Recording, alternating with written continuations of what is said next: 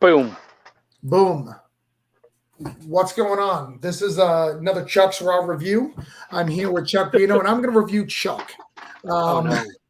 So Chuck, I'm gonna pull you on some stuff here. I'm gonna call you out, okay? Okay. Welcome to the Void was a little late. Can we talk about that? Yeah. Okay.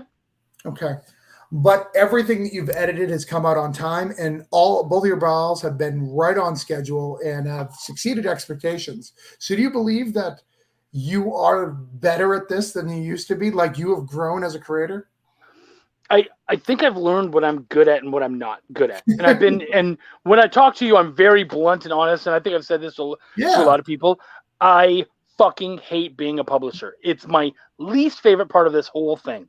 I don't want to fucking use the mail at all. I don't want to ship anything. I have no problem taking a pay cut and having to work for other people so that I don't have to do that shit because I know I hate it and I'm not good at it.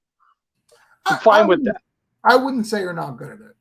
And I say that just on your sales of Cthulhu Invades Oz.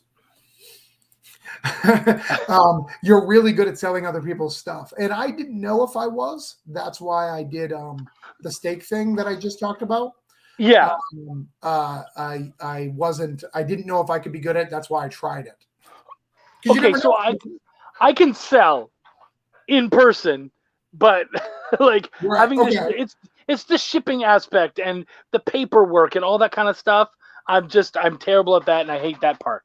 But yeah, right. I can sell. Oh, I can, and that's one of my favorite parts of being a comic creator is going to shows and selling. Oh yeah. I had to buy more Cthulhu Invades Oz just because Emerald City's coming up and I gotta sell it. And it sells, right? Yeah. I got from Orange. Henri, she sold them and that's where I suck as a publisher. Like that shit should have been on Amazon like a year ago. So Henri and I are working on a book together. It's War Lion. Keep your guys, keep your eyes open for it. It's going to be a really cool 3-part series. I feel like it's very much like a martial arts version of The Dark Knight. Like it's so good. It's so cool. I really enjoy it a lot. Even like The Last Ronin-ish, a lot of that kind of vibes to it. But we were talking at one point. We were talking about you, and because Henri loves and respects what you do as a publisher and what you do on Kickstarter and all that kind of stuff. As do I. Obviously, you're my boy, and I love what you do, and I respect. You're good at that stuff. You're really good at that. And Thank you. You seem to enjoy it, or at least you make it look enjoyable. So good for you. Fake it good. Good. Yeah. Good. Good for you. That's wonderful. But you do that well, which I can't fake it good. Right. But he said to me, he goes, I got to say, though, I have such a hard time selling Cthulhu Invades Oz on my shows. And I was like, wait, like on your live shows? And he's like, yeah. I was like, yeah, no, of course you do. Bring it to conventions. He's like, well, yeah, but like, I'm afraid it won't sell. I was like, put it on your fucking table and don't mention it. It will sell out. And he was like, what? I was like, I'm telling you, because I have, I have a big table with a lot of my stuff now. And what I'll do is I'll knock off 5-second pitches for all the books there. And then at the far end is Cthulhu Invades Oz. I always put it there so I can go through all my stuff. And then I go, and finally, Cthulhu Invades Oz. And that's all I have to say. And either they're all in or they're not. And that's fine. I usually don't have to sell it. They're like, wait, what? I'm like, pick it up, check it out, enjoy it. That book sells itself. And he sold them all, just like I told him he would. Yeah. Well, and it's Cthulhu. It's not us. It's not that we didn't make a great book. We made a great book. So I'm not trying to diminish what we did. But Cthulhu has a brand and an audience built in. And that's what we're all trying to build. We're all producing a little thing to hopefully get a small amount of money. And some of that money is Ninja Turtles money. And some of that money is Rick and Morty money. But some of that money is what's something that didn't do great. I'm trying to think of something that's people would know the name but know that it don't sell well. I don't know. Fear Street versus Goosebumps, right? Oh, yeah, okay, yeah. Everything's great. Yeah. It's the same fucking book, but Goosebumps resonated with a certain audience and it fucking sold. Yeah. And Fear Street did just as many books, didn't sell as well. Just reality.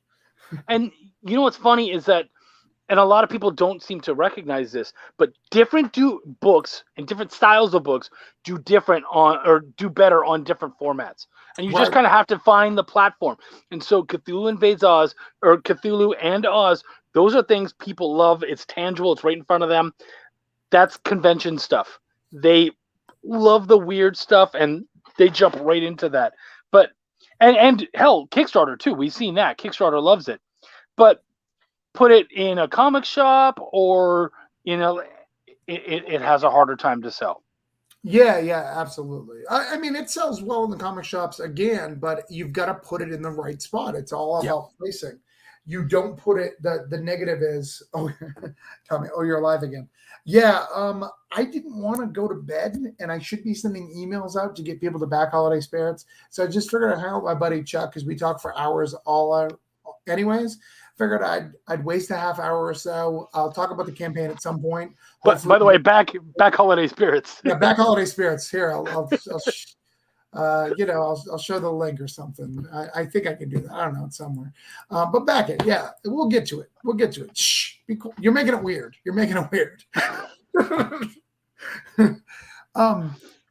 And I know a lot of people are watching. We have 9 watchers right now at 12 o'clock at night Eastern time. So please comment, say you're here, tell us what's up, ask questions, whatever.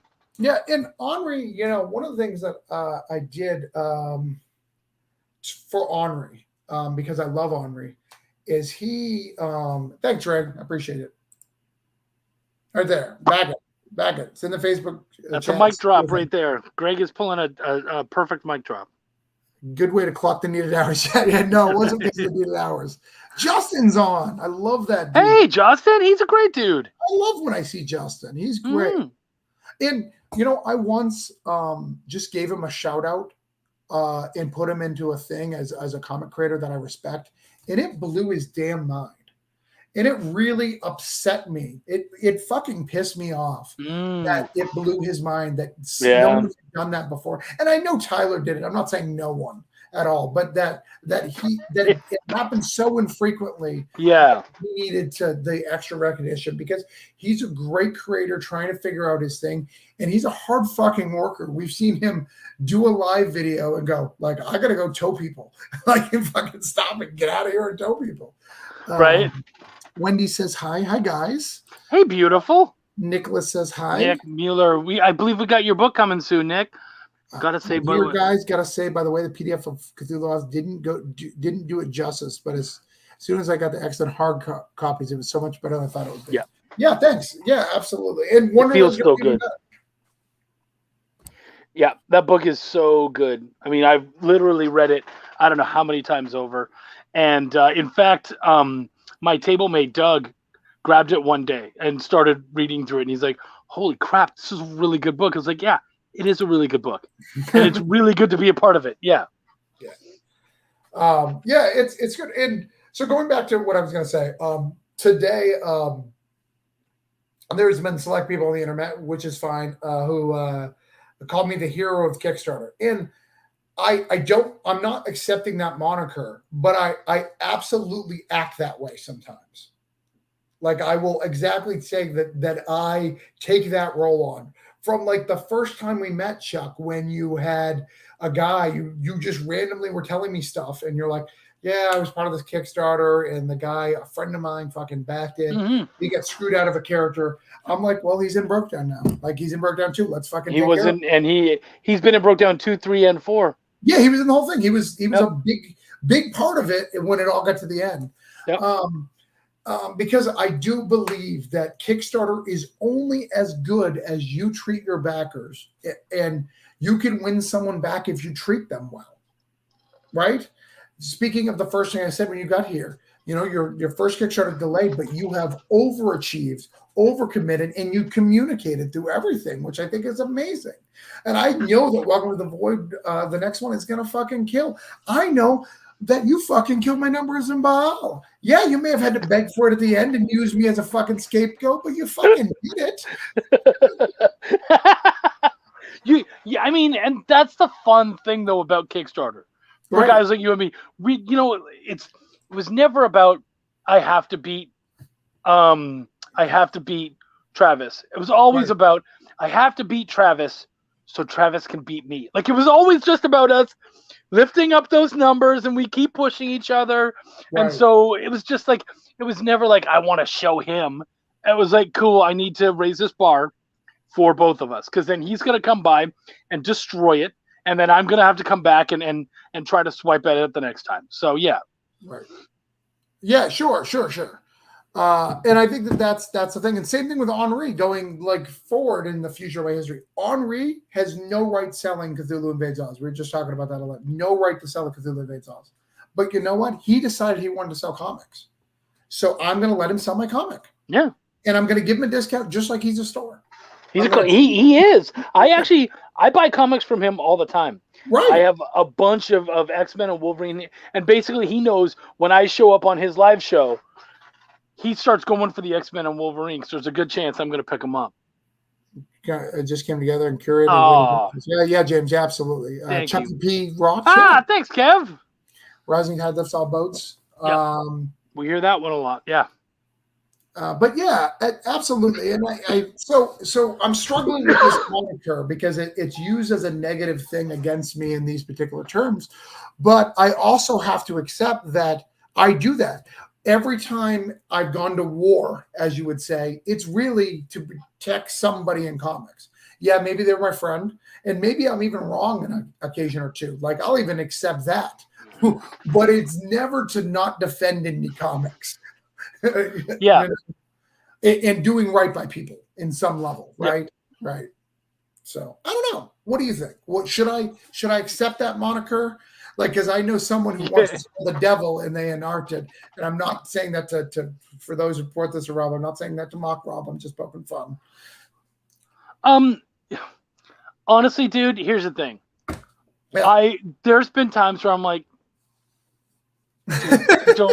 you don't want to do this. You know what I mean? Sure, but at the end of the day, you and our friendship has been because I put you on a spot when I shouldn't have. Like, oh, but you know what? What's nice about our friendship is that we're still there. You know what I mean? Like, we still make. You go, hey, I didn't like this. Oh, okay, I'm really sorry, and we find out where the lines are, and you know, it only gets better. But and it's that honesty that I think helps do that. But chewing my nails, waiting for B3. Yeah, I know. Broke Down 3 is already out. You can get it any. It is. It's great. Yeah, and B4, like you can B4 is out too. Or you can wait because that trade is going to be fucking fire. I don't know if you've seen, but I've been getting some pages from a certain. I got some pages. Mr. Burton shows me nothing. He shows me nothing, and then he. I can send you some stuff. Then I'll wait if you'd rather see complete. So far, I'm happy with how it's coming. Pages. I love some pages. We can share. I'll show you some pages. You want me to send you some pages? Fucking see some pages. Share some screens. Okay. Let's do it. Give me a second. Yeah, I suck at the screen sharing, but I'll send it to you. All right. I'll share. And you can. Yeah. Right. Right. Okay. Mr. Burton. Yeah. I just did a video with the guys from Stake. We did the Stake tour, which is really cool. We did 5 exclusive covers, which is really, really cool.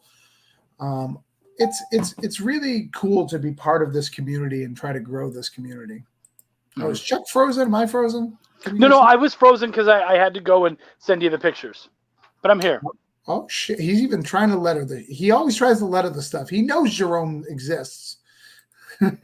I think for him a lot of it is he wants to make sure also spacing. Yeah, he needs to know where his space is. Yeah, he knows that it's going to be done.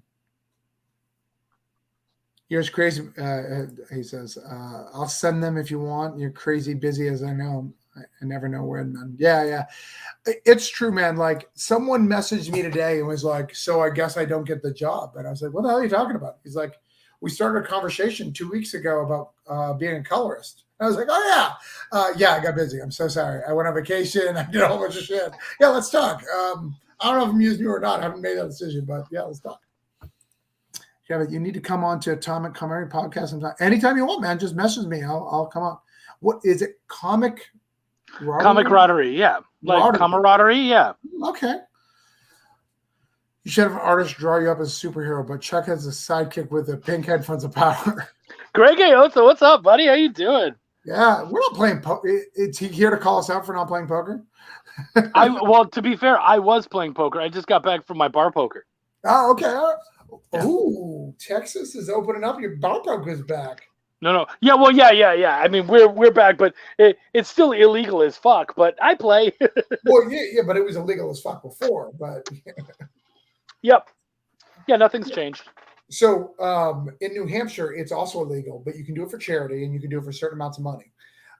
So there's literally this guy who you can only win so much. So he'll cash you out. There'll be a big tournament and he'll put it like, I don't know, like $1,000 or whatever, but he'll cash you out every table. He'll let the tables go down to the last one, cash you out there, but move you forward if you want to keep going with your money. Wow. So you got the money. And technically, this is a new game. But technically, you're starting a new game. Oh, that's great. Very shady as hell. But, live free or die. New Hampshire's fucked up. Hey, I mean, that's what laws are made for, to find loopholes. Right. Another stream, Travis never sleeps. I do, actually. I sleep more often. I actually don't do a late night stream very often. This is kind of a new thing for me. Since we're talking about Broke Down, I need that MC patch design. I can do that. I can get that for you. Absolutely. Should I? Just message me in the chats and I'll get that. Let me share the screen. Hold on. Make this happen.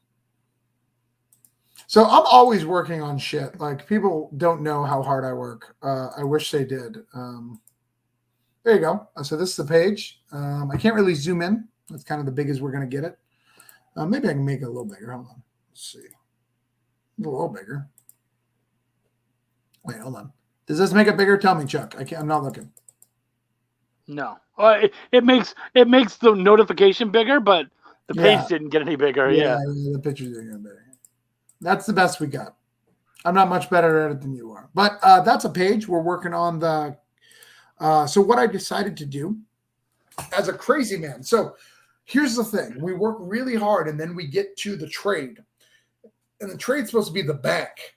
So what I did was like, no, bro, I don't like money. I'm going to get another 20 pages and hire my friends and pay them all to do books. Because, whatever. Perry Comics is eyeing it. What's up? Hey, I have, bro. So hold on. Let's again, keep on what we're doing here. What are we doing here tonight? We're pitching a particular book. Let's share it out again. I wanted to do Blister, but I just found out it funded. We're done. Yep, 2376, something like that. Which is a shame because that book is worth way more than that. Yeah, absolutely. And I say that with and never read it. Like, I've never read it. I'm saying this with everybody's talked about it, the way it forms, and his writing, Eric Ruggles' writing is top notch.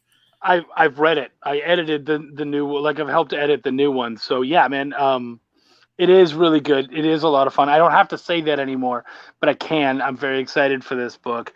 And he got COVID halfway through and just could not push, and it was really tough on him. Travis, maybe I forgot, but I swear I backed the last Broke Down, never got up, might have screwed up. If you check my next time you're free. Yeah, I absolutely will. If you backed it, you should have got it. So we'll check it out and see what's up. Perry Comics, he's smiling. So here's where we're at with Holiday Spirits. And absolutely, hey, if anybody's ever not got anything, I've never got a comment or message that they haven't got anything, except for one guy in Australia. And then I found out it was stuck in this crazy customs war, and I just refunded him his money because I didn't know what to do. It's like $70 to get to him, and I was like, dude, I'm not taking a loss, and you get product. Right. Right. I'm willing to take a loss if the loss is like what it is, Yeah. Like if I'm spending $20 to send you a couple books, fine, no problem. Right. Perry, please switch to your better icon. Maybe. Sean says, I backed it, like the concept. Thanks, man. We're proud of this concept. Yeah. I backed it. And we're trying to get us funded. Jerome has been working his ass off. And I got to tell you, normally I am in you guys' faces, guys. I am doing lives and stuff every day, but I needed a break. Like I needed a break. I was starting to lose it. Would you agree, Chuck? Like I really needed to step away for a little bit because I'd been Yes, going you did. nonstop. Yeah, Um, and I didn't get that you break. needed a breather.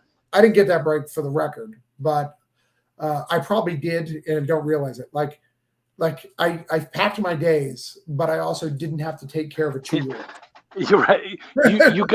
You got a break for you. Right. Right, which is not the same as a break for a normal person. Right. Exactly. And that's great, man. And doing stuff. So I really need your help, guys, this last week. If you guys can share it out a little bit extra, do your stuff. I know, like, I'm talking to people at 12:30 at night and asking them to do that, but yeah, please share it. If you haven't backed it, back me for $1. Let me tell you the importance of $1. Let's say, Travis, dude, I'm broke. Mr. Biden stopped paying all those big $600 things. Like, what can you do? How can you help me out? Or you can just treat yourself, as Bearded Comic Bro says. $1, what it does is if you've backed other Kickstarter projects, it's going to let a notification know of everybody who decided to follow you, which is a thing that you can do on Kickstarter. That can make a difference. If the right person backs the book, it can bring in tons of followers because they trust that person's style. I know a lot of people go, dude, I trust what Travis backs. So if Travis backs, I like it.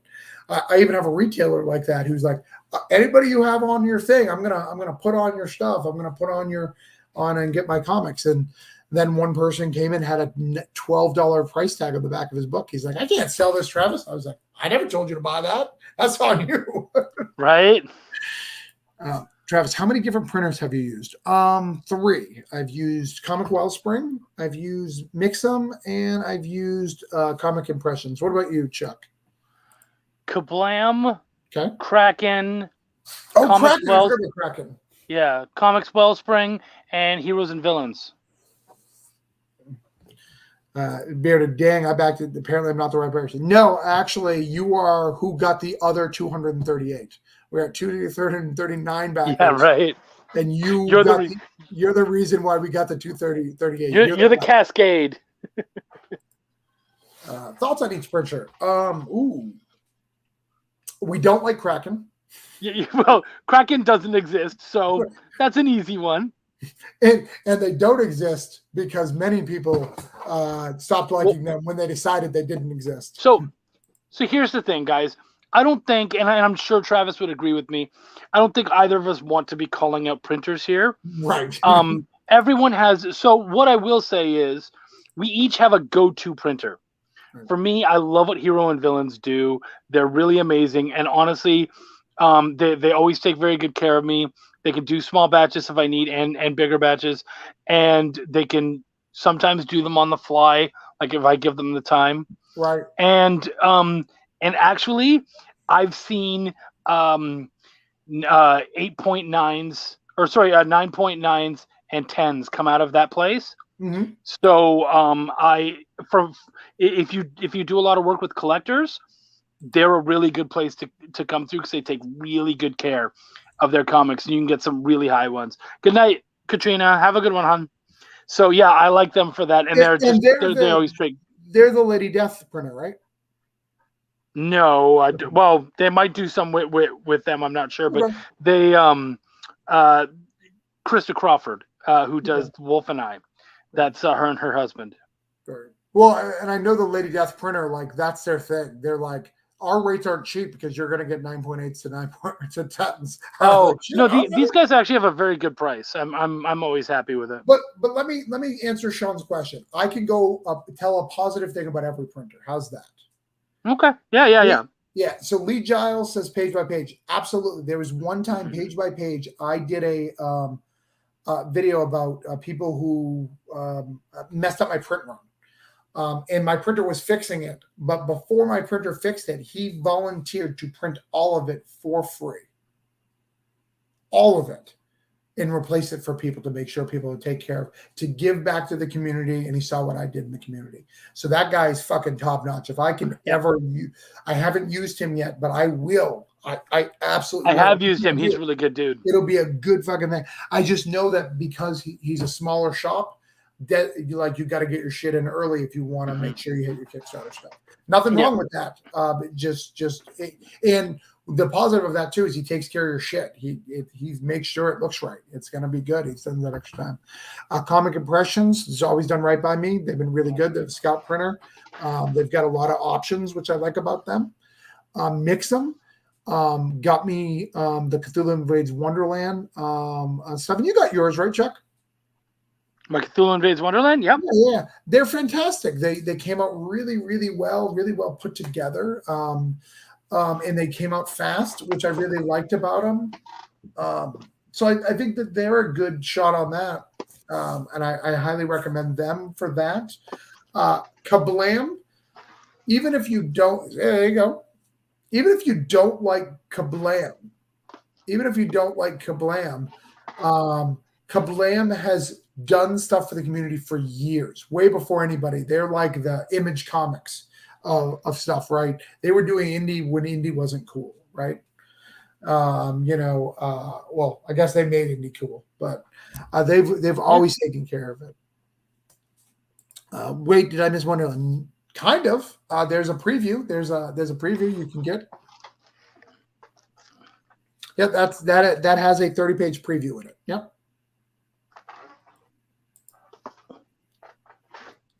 Sean says he got manager. I'm sorry that happened, but my customer service was the opposite. So again, it could be just experience.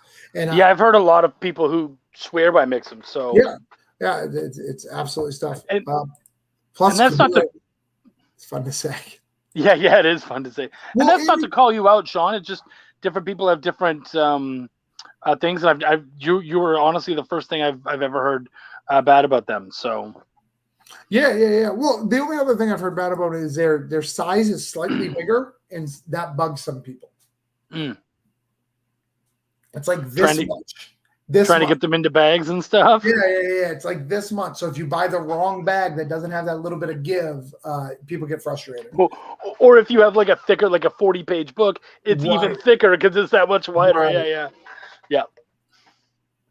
The other thing with Kablam is the direct-to-print. I can't think of the name of what it's called. Their sub-company that. So if you order a book with Kablam, you can actually add it to their digital download services.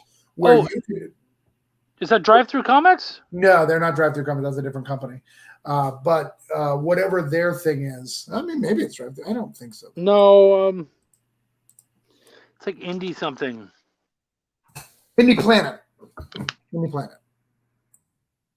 So Indie Planet, so that's how cool is that? Like, yeah, no one can do that. None of the other printers we talk about can do that. So yeah, where you go and you buy a comic off them, and they're like, "Cool, we'll make it right now." Yeah, we'll go ahead and print it for you and stuff like that. And the reason why they make you buy one, because you got to buy one to do that, is they want you to know the quality that they're going to produce your book on. How fucking cool is that? Like, that is a cool fucking standard. Like, we're not trying to just charge you for a book, dude. We just want you to know the quality so you know what your people are getting. That's someone who knows and cares. Yeah. All right. James says hello. Hey. James says peoples. We are peoples. Last I checked. Smithers. Katrina. Yo, how long have you been here? Just saw the notification on the burrito verse, but your YouTube didn't notice me. Strange. I don't know. We've been here 28 minutes and 50 seconds. That's not true because I talked to him for at least 15 minutes prior to, but that's fine. Well, no, sorry. Okay. We've been live for 29 minutes exactly as of this moment. Indie Planet. Yes. Yeah. Sean, I've heard good things for trades. Ever do single issues there? Mix'em, that Cthulhu Invades Wonderland that he has right there is a single issue. Those are singles. Lucio, clap, clap, clap. Dude, that guy just killed it. Did you see the steak covers that we produced? I didn't see all of them, but I just saw some, yeah. You want to see some? Yeah, of course I do. All right. So this is the You Promised Me Darkness guy. It's a virgin, really, really cool. That's one nice. for You Promised Me Comics. They're a podcast. Have you been on them yet? No. Oh, the next thing you have live, we'll get you on. Okay, I'd love that. This is Don, our buddy Don. Don Wynn. Don Wynn, yeah, I saw him showing that one off. That's for the collective. That's good. That has a shiny with it as well. Oh, neat. This dude Inglacio, who is in the chats. Oh, nicely done, Ignacio. He created that. And this donkey right here, the donkey right there, is the new mascot for Comic Burrito, because apparently Burrito in Mexico or whatever is Little Donkey. It's Burro or Burro, I believe, but okay. Your editor is gonna call you out of your shit. That's right. I'm just saying Burro, but whatever. This is a comic out in Jacksonville. A store out in Jacksonville. Most of those are already sold, but that's another one that we did, which is really cool. That's actually an Underworld cover. I know. I think you've talked about Underworld in the past. Wendy loves Underworld. Yeah, it's an Underworld homage. That's cool. Wendy, if you want one, I'll hook you up. I'll talk to people. Pardon? You love Underworld. They have an Underworld homage steak cover if you'd like one. She oohed it. Ooh. And then that's how my wife shows excitement. This is the World Tour cover, and that is a shiny cover. So all that is shiny. Shit. Yeah, that's cool? Got some serious Lady Death vibes. I like that. Yeah. So we did great. We had a good time with it, and those are all available. You have to watch the YouTube. What do we got here? Hold on. Sean says, "Who's a company that you want to know the quality? Who is a company that wants you to know the quality?" That's Kablam. Kablam wants you. If you do their thing, they want you to know it. YouTube sends notifications for 2 videos per day. The third one does not get notification. Oh, didn't know that. I have done 3 today. 4 actually. Damien Crush it. By the way, one of my videos today got fucking flagged. I saw that. That was funny. And then they took it back? Yeah, they took it back. But like after you kick 7 people, like I had a people watching, like after you kick them, sure, sure, let's come back. Yeah, no, I saw that. I thought that was funny. Gotta be honest. Precious. Yep. Thanks, guys. And guys, what is steak? Steak is it's a meat. So when you kill a cow and you eat it, you get steak. Steak is a killer book by our boy David Byrne. It is a vampire book. I haven't read it yet. I'll be totally honest, but it looks so good. And I always kick myself when I don't buy it. Yeah, so steak, there's 2 different steaks. So there's steak, the Scout version, which both are Scout, just one of them hasn't been in it. So it's a 6-issue miniseries. It's about, you follow a girl named Angel. Angel is someone got murdered. Someone murdered a whole bunch of people live on public television and showed that vampires were real. And basically she now is part of an organization that hunts vampires.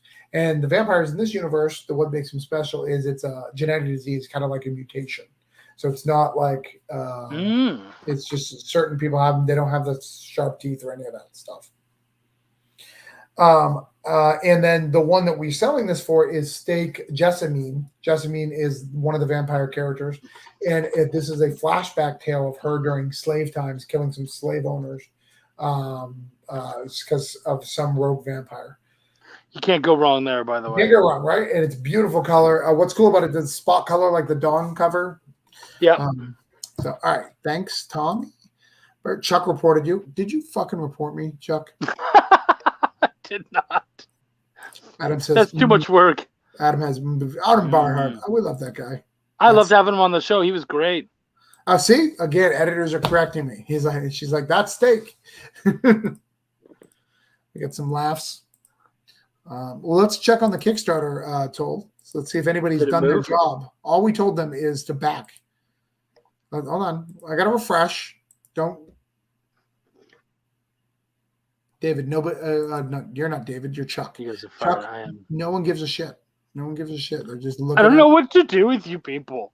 Like, what am I supposed to do? You're ripping me apart. What do you need? Like, literally, look, you got like a logo. We got logos. Do you like logos? Are you a big fan of logos? We got logos. I love a good logo. Right.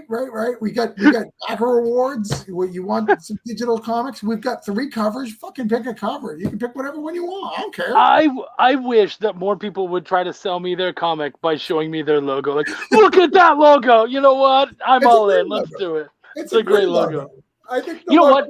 What? Okay, but let's ask that question. What singular logo for any comic would put you all in? What comic has just like the fucking best logo? And I don't even know of one at the moment. Hold I'm on. trying to think. What is this? I, What does that mean? I don't know, but I feel like this is one of the poor bot ladies I deleted. No. Let's keep going. What? Oh, all right. Oh, this is. All I right. can read into this. All right. Hold on. Let me give you a wrench. I'm going to give Bearded a wrench. Sorry about that. But yeah, look at that. Sexy time. Dude, I have made it. My YouTube is getting spam. Sex spam. The best kind of spam. It is fantastic. I am super excited about how this is turning out. The best. Right. This is good. All right. All right. Beard, you're moderator. You can solve these problems. So X-Men, Teenage Mutant Ninja Turtles? Yeah. X-Men, I agree. But yeah, like, is there any that are just? I'm trying to think of a logo that's just fucking amazing. Like, just blows me away. All right, Bearded already backed. I can't back twice. Naked HD, you better back the Kickstarter. Yeah, Naked HD. Why do you satisfy our wishes? And our wishes is that you jump on this fucking Kickstarter. I'm sure you have a lot of people following you. How much do you pay for a logo like that? I can't answer that question because Jerome is my friend, so my price wouldn't be yours. So I'd have to ask Jerome directly. Actually, to be honest, I don't think he charged. Yeah, Jerome did that one. Yeah. Well, it's basically his book, isn't it? Well, that's true. But like, he's done all my logos. So if you like any of my logos, like, he does them. Yeah. But logos range between $50 to $150, depending on what you need.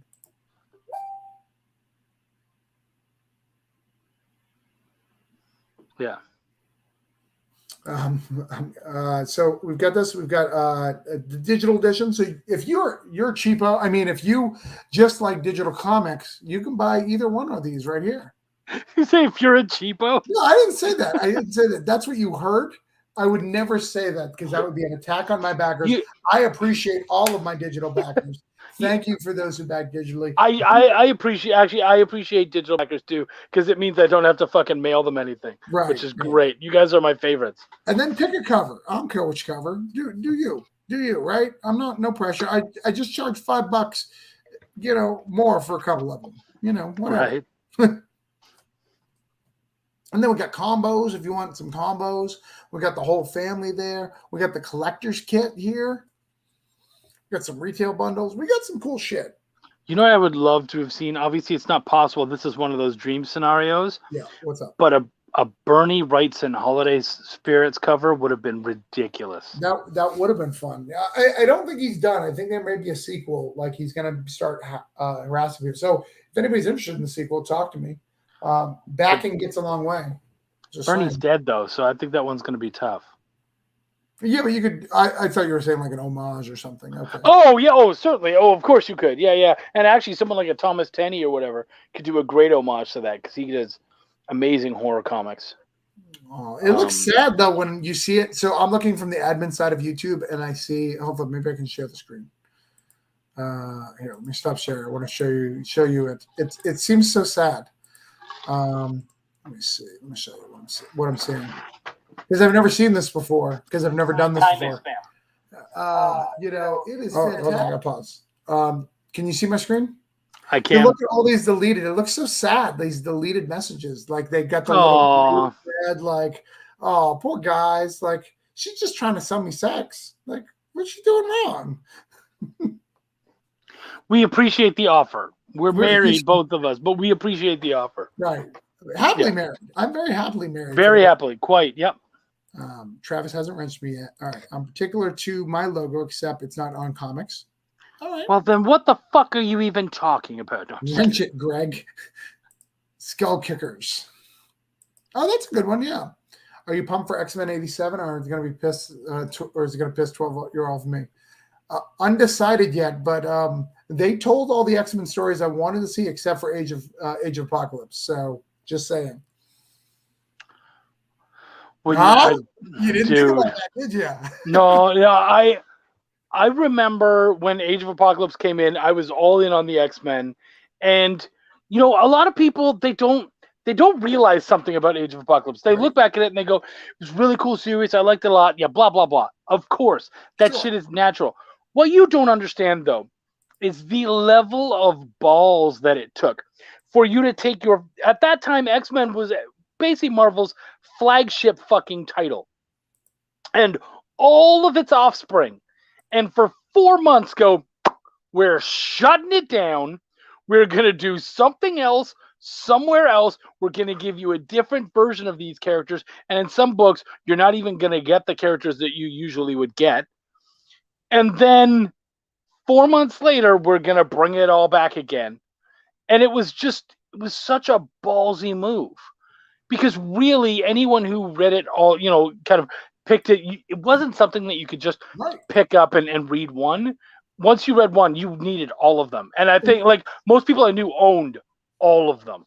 And remember, this is before the internet was fully embraced. There was the internet, but it wasn't fully embraced. We had Newsarama, which gave us the news, or InItCoolNews.com. Those are the two things. All they knew, all the information that they knew was that all of the titles are ending and relaunching with number ones with random fucking people. They didn't know it was 4 issues, because if you look at the first issues of all of them, it wasn't until issue 2 that they told you that it was a 4-issue miniseries. Issue 1s don't say that. It's only issue 2 that they start telling you that. I think that was just calm down. We're okay. Everything's gonna be fine. Yeah. This is what we're doing. It's a short-term thing. But what was your favorite of those books? X Factor, the Cyclops one eye X Factor shenanigans. The Factor X or whatever it was. Factor X, yeah. That was probably my favorite. I was actually really disappointed with the one I wanted to love was Gambit and the Externals. I wanted to love that. It wasn't great. Yeah. I love the Magneto and Rogue stuff more than I wanted to admit at the time, because I was a big Gambit fan at the time, and I was just all right, look at Magneto. But Factor X was my favorite because Cyclops was literally a fucking powerhouse. Beast. That's where we get introduced to Dark Beast, right? So we're like, who the fuck is this dude? Yeah. Sugar Man is around. What is going on? That was probably my favorite. I'd have to look at them all again, but that's the one that brings to my head.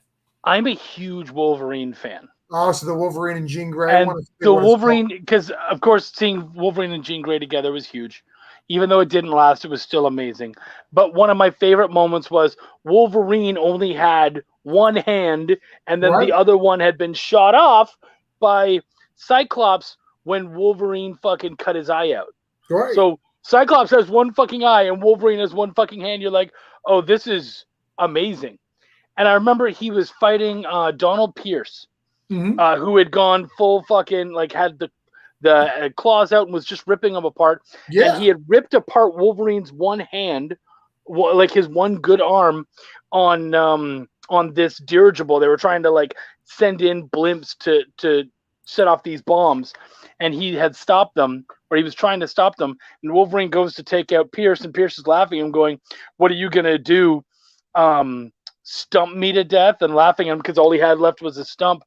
And then he pops his claws out of the stump. Yeah. The idea being his claws had been retracted when his hand was blown off. And you're like, holy fuck. So it's just like a stump with claws. And it was fucking amazing. It was just one of those jaw-dropping, and I'm sorry, a 25-year later fucking spoiler alert. Right? But, that was one of my favorite moments in comics. And it confirmed a theory that the stuff is part of his bones, that it was animated on the bones. Remember, the claws were rumored that they were added by Weapon X for a long time. That was the rumor. Well, we had known that a little bit earlier in X-Men 20. Well, in Wolverine 75.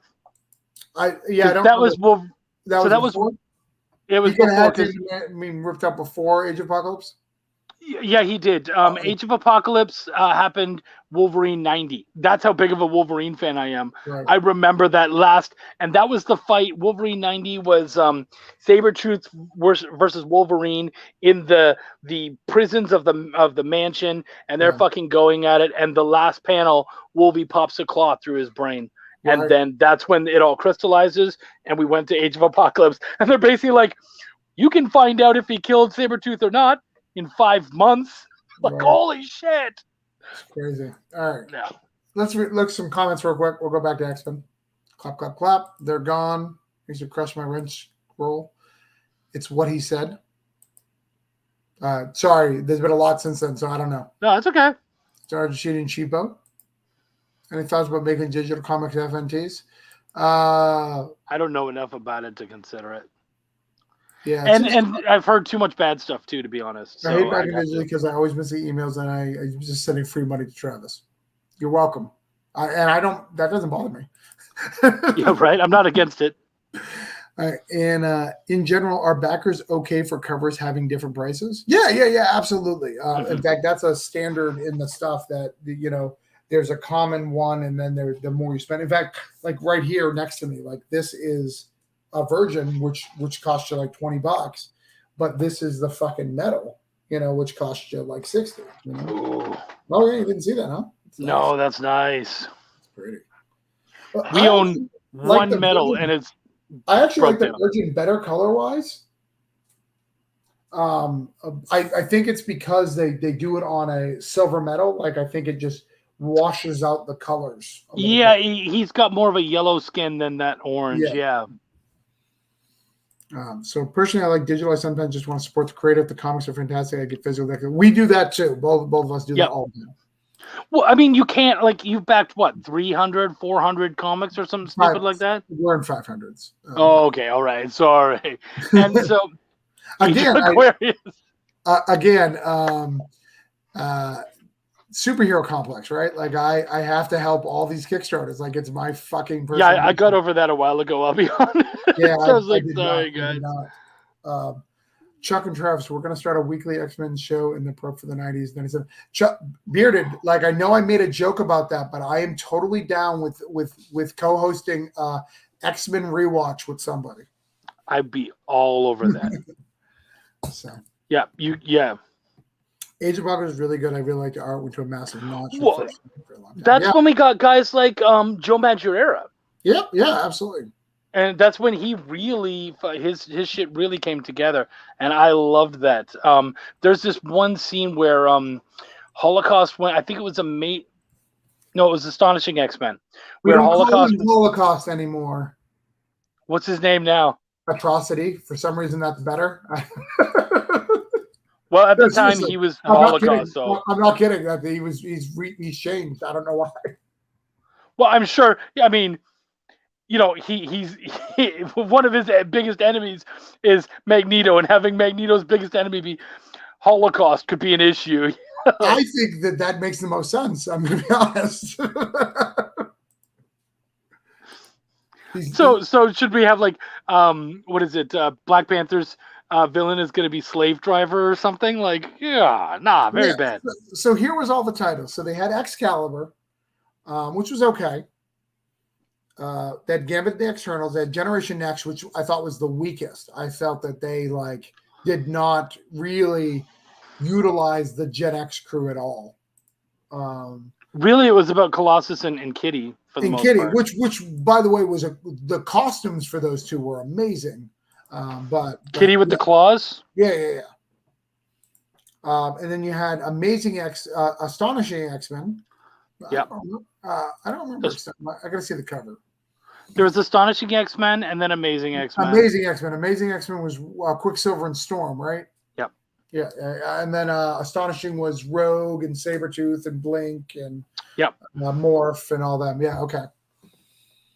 Then you had Factor X, which I said was my favorite. I hated X-Men. I hated Nate Gray. I wasn't a big fan.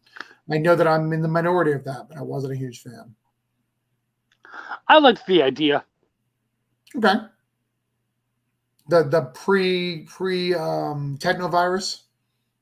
Yeah. Like, I mean, this is basically you get to see what Nathan Gray would have been like at his best, and that was Right. kind of something cool. I mean, he's still like there's still some darkness in him, but actually he was a lighter character too in a lot of ways. NFTs, looking at NFTs right now. Oh, and then says, "Don't listen to the bad stuff. I'll talk to you when not live." I think that's about NFTs. Oh, I'm sure of it. Yeah. So Greg and I, we're not friends, but I love playing poker with him. So if you guys like poker, friend him. He does a really good job, and he sends out his stuff. My biggest fear was spending that kind of money and sending stuff. And I have never won one, but Chuck has won several to show me that it is possible, and you do get your shit. Oh yeah, I've done quite well over there. If I can't afford the actual pleasure for physical, absolutely, Wendy, you're great at that. In fact, I know that a lot of times Chuck and Wendy will both support. One will support for the actual what they want. The other one will just give me $1 just to give me $1. We've had times before where we don't know if the other one has done anything, so we both jump on, grab a reward, and then it's like, okay, cool. Well, when they won't notice later on, one of us will back down to the $1. The Apocalypse arc is underrated. They came out late 90s and early 2000, I believe. It says, hold on, I got the wiki here. It's 95 is when it came out. So I would, the 12? Age of Apocalypse. Oh, no. He's talking about the Apocalypse, the 12 arc. And that was 1999. So I was an X-Men fan at that time. You know what, man? They brought in a lot of shit.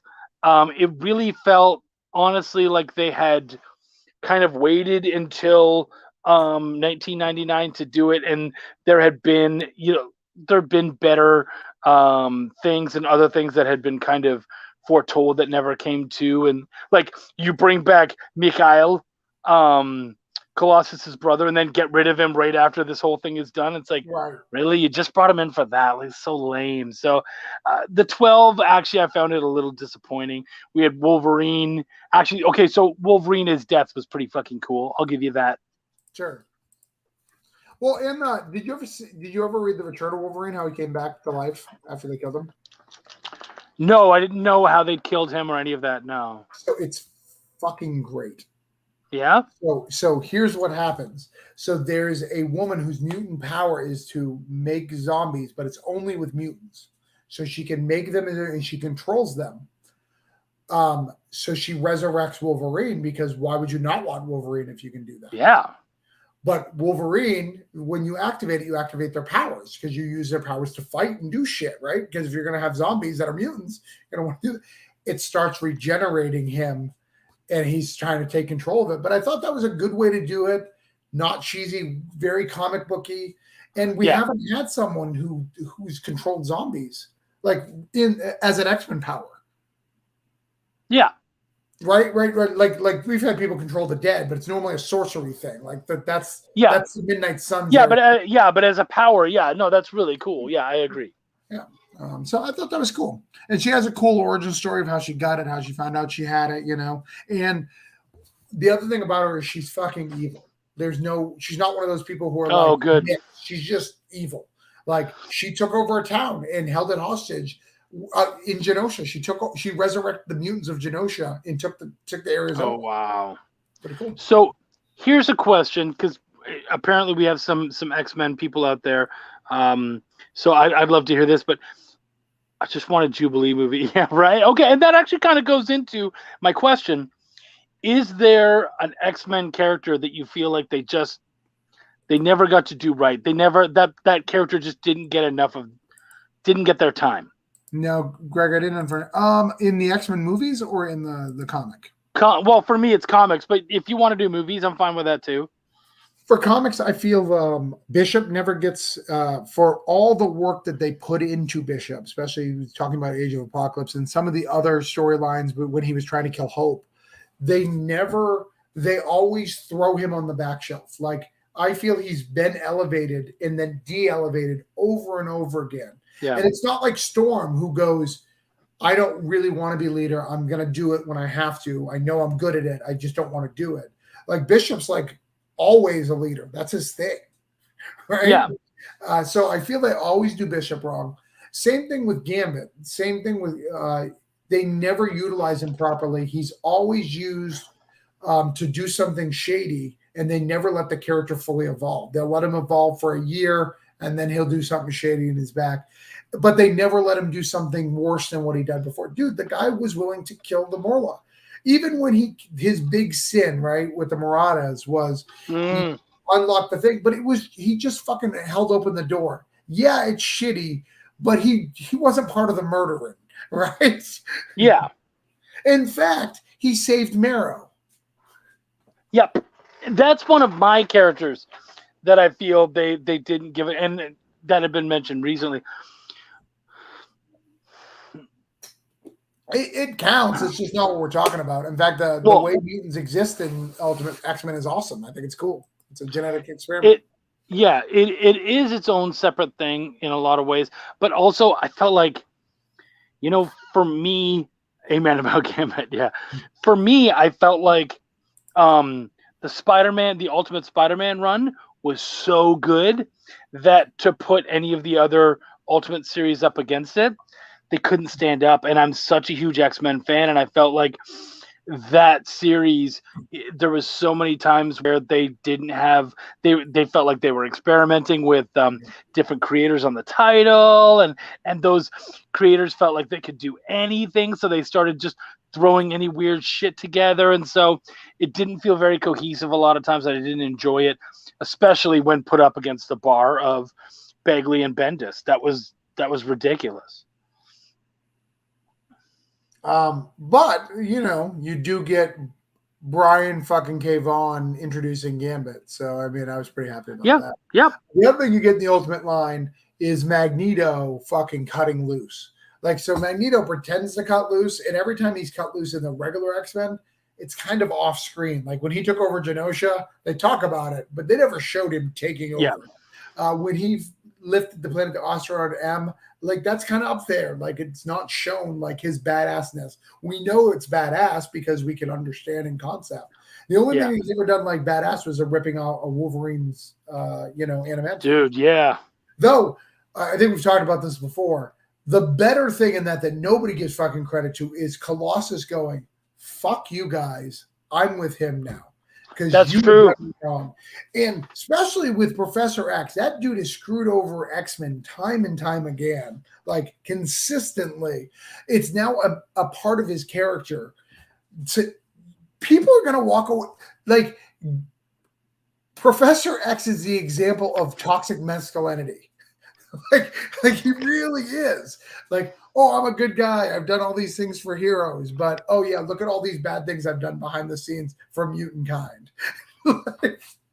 Yeah, he's someone who in a lot of ways, let the dream affect his morality. Right. Like it's okay to do this terrible, shady piece of shit thing because it's going to make the dream happen. And you're like, nah, that's not how the dream works.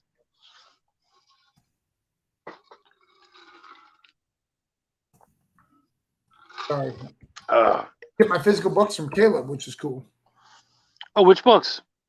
The modern mythology. Oh, Caleb. Oh, okay, Palmquist. Yeah, sorry, I just had Caleb Thusat on my show recently, so. Yeah. So yeah, Caleb Palmquist, vampire shenanigans, all that. I just realized that there is a comic company called Gate Comics. I don't know if they know about Comicsgate. I mean, they are an Indiegogo, so they probably do. But if they don't, they're gonna wish they didn't name it that. Well, maybe they're very happy. I don't know. I believe Shane Morrison's company is Crimson Gate Comics. I mean, that is true, but he doesn't do Comicsgate stuff that I know of. Bad writing. Yeah, bad writing happens. Yeah. Oh, yeah. And I think that that's the thing that we've got to figure out as a whole. Like, I liked what you said. I don't remember where you said it, but you talked about a graduating class. Like everybody's in the same high school when we do Kickstarter, but eventually, it separates, right? We're going to be soft. Some of us are going to go to sophomore. Some of us are going to juniors, and some of us are going to stay freshmen. It's not because they're bad. That's just where they're at. And Or so some people might drop out. Yeah. some people might drop out. Yeah. Some people may go PhD and get master's degrees and doctorates. It can be whatever, but we're all in the same. But yeah, I think that creating comics, and I see it too. One of the things I had Greg on earlier today, and we were talking about the relaunch for his campaign. I was like, I think one of the things that people don't do is they'll look at a book like his Chronicles of Horror, and they don't see that these are literally rookie writers, and that's okay, right? It's okay to be rookie writers. It's okay to do your thing and cut your teeth and do that. It's okay, and it's okay to, and I encourage you to back those books just as much as you back something as polished as a white ash, right? You can do all of these things. And Kickstarter, there's no determination. Someone recently in a argument with me said, I make sure I do all my stuff 90%. And I was like, I do too. But I don't think you have to for Kickstarter. I'd prefer if you did. I'd prefer you get more work in. But Kickstarter doesn't have that. Kickstarter is about kickstarting your dreams. If you can get it funded with 5 pages and a cover, more power to you. I'm not against you. I wish you'd do more work. I wish you'd invest in yourself more. But Kickstarter doesn't have that barrier. But you as a consumer should factor that in when you back. Even more so now that Kickstarter literally asks you, that you may not get this shit. You have to click off that you're like, this shit may not happen. Yeah. So Sean goes, definitely don't have to. So you don't have to. I 100% everybody who would be considered like in my crew does that. Like if you're in my crew, odds are you do that. The David Gallianos, the Jonathan Hendricks, the Joe Quinns, yourself. You do as much as you can. For the Kickstarters, because it's important. It's important to fulfill what you promise. Yeah. Do you have, because you and I have both worked on a lot of stuff this year. Do you have any particular projects or any particular projects or things that you've done this year that you're particularly proud of? Like, say, a particular issue or short story or whatever. Holiday Spirits is live on Kickstarter. You should always get Holiday Spirits. We're at $239. I'd like to get one more back before I go to bed so I can justify staying up for the extra 1 hour and 2 minutes and 25 seconds with Chuck. Please help us out. No, in all honesty, finishing broke down. Yeah, of course. Yeah. I'm super proud of Granite State Punk that's not out yet. Like Sean asked me the other day, what's my one book? If I could have someone read one book, it'd be Granite State Punk. Because I think it takes the best of what I created in Voodoo Nations, like the mythology lore, and then I know a little bit about drama and how to tell a story on that. Because I'm really proud of Voodoo Nations issue 1. Like if you never read issue 2 or 3 or 4, like I'm completely cool because that first issue is fucking solid put together. If you know a little bit of religious background, if you don't, it may not resonate with you. But if you know what Ash Wednesday is, if you know the Jesus resurrection in 3 days, like that is a solid fucking piece of literature that I'm super fucking proud of. But yeah, for this year it'd be Broke Down. Last year it'd be Cthulhu Invades Oz. But Broke Down 4, putting that out and completing that, was such a godsend. And I haven't seen your review yet, but I think I landed. I think I landed well. For Cthulhu or for Broke Down or for Broke Down and For Dead Bodies, yeah. We have to do that. We haven't done that one yet. Yeah. So I have literally I'm creating a big pack that I am bringing to the drive to Seattle.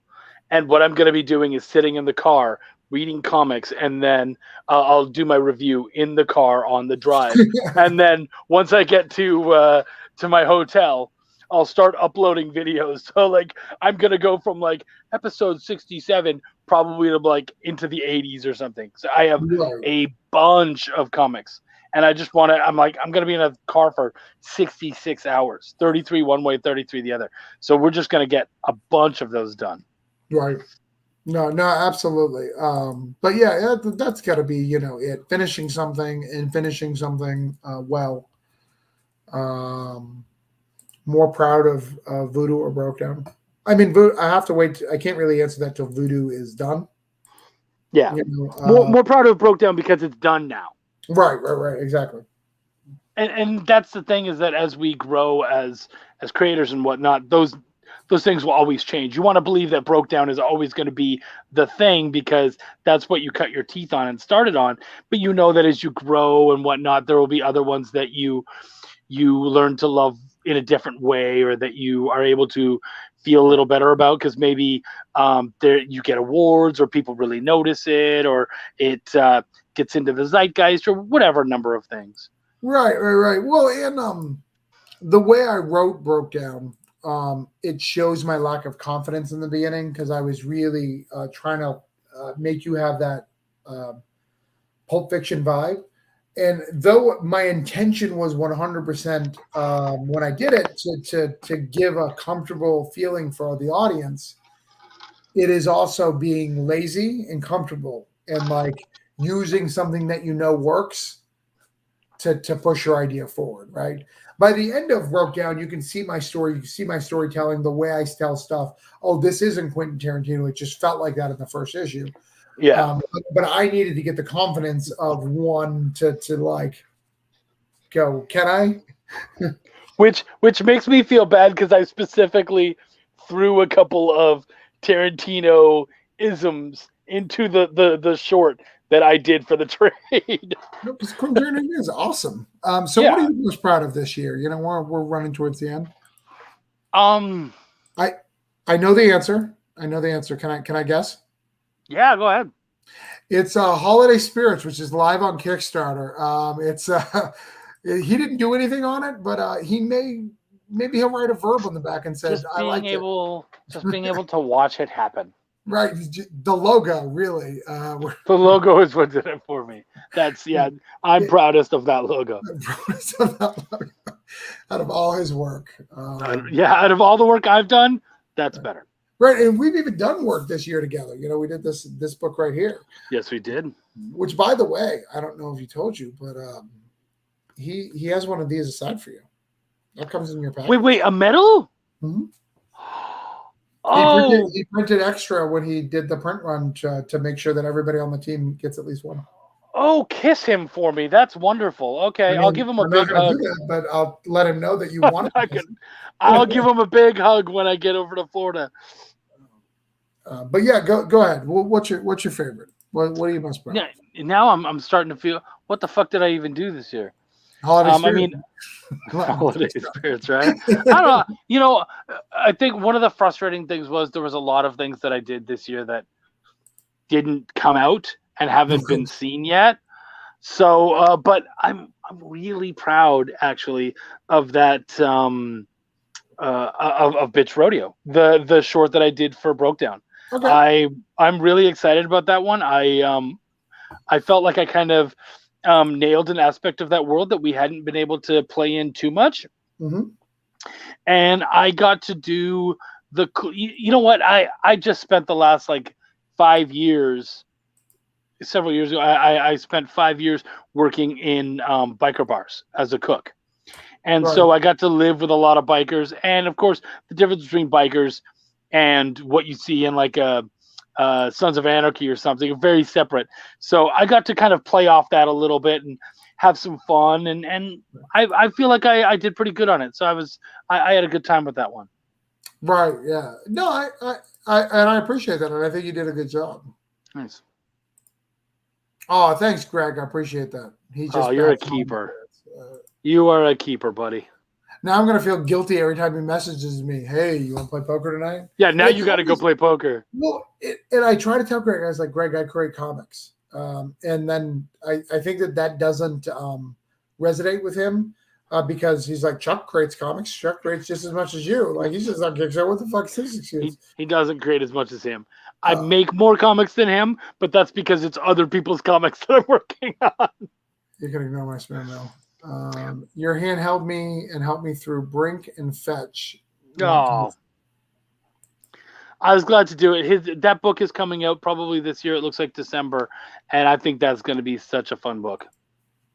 So, as editing wise, because I've read a few things that you've edited this year, a couple things that I really liked your Beast King, the stuff that you did. I really feel that you picked that up, and he even gave you credit in the stuff. I think that you did really good job of making that book. Really, really that latest issue was very good. Thank you. Yeah, we worked really hard on that one. And we haven't talked about this. How is the new season of your show?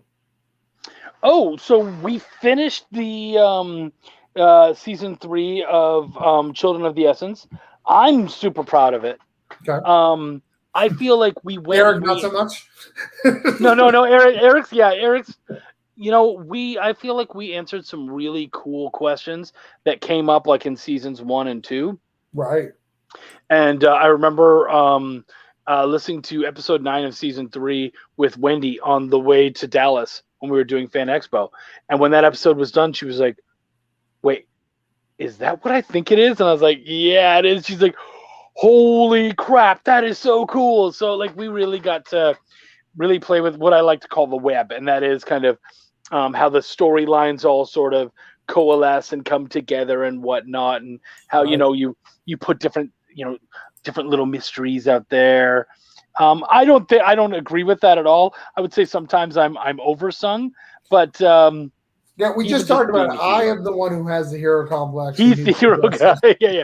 I think sometimes I'm oversung, but I appreciate it.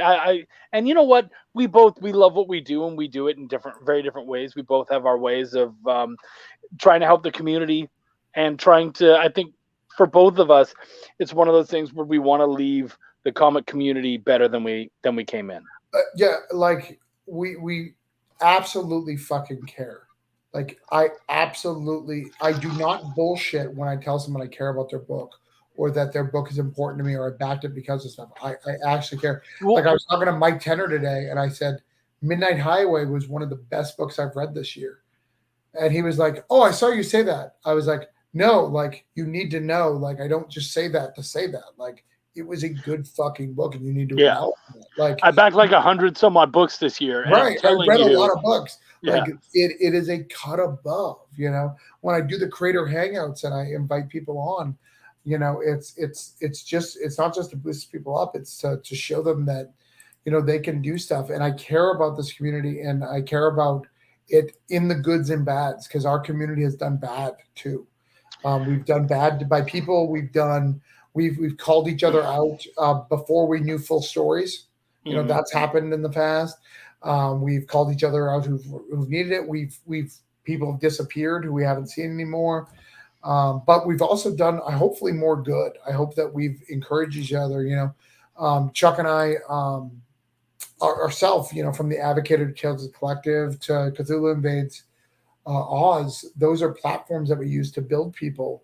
And I think that the things that we've done, and I don't just say Orange Cone, but Chuck is included because Chuck has been on the ground level of all those. We don't do it like a typical anthology where you just submit your shit. You don't talk to each other. We do it to build a community that hopefully supports and helps each other and grows. And I think we've done really well. Like a lot of the people who love comics are in those books because they love comics. The people who I choose are people who really want to help people out and really want to get to that next level. And they ask honest questions and they're brutally honest with themselves. And they're like, rip my shit apart if you have to. I just want to be good at this.